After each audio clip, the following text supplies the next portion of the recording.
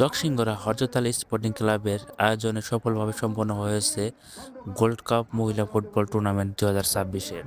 হাজারো দর্শকের উপস্থিতিতে পুরো মাঠ জুড়ে ছিল উৎসবমুখর পরিবেশ। খেলোয়াড়দের অসাধারণ নৈপুণ্য ও দর্শকদের প্রাণবন্ত সমর্থন এই আয়োজনকে আরও স্মরণীয় করে তুলেছে। ফাইনাল ম্যাচে ঢাকা জেলা চ্যাম্পিয়ন এবং মাগুরা জেলা রানার্স আপ হওয়ার গৌরব অর্জন করে।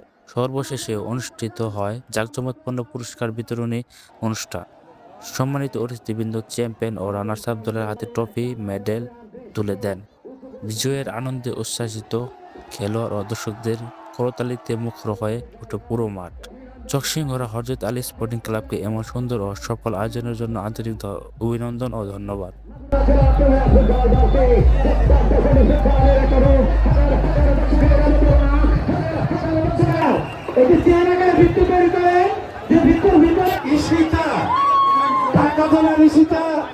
চ্যাম্পিয়ন ট্রফি গ্রহণ করছেন আমাদের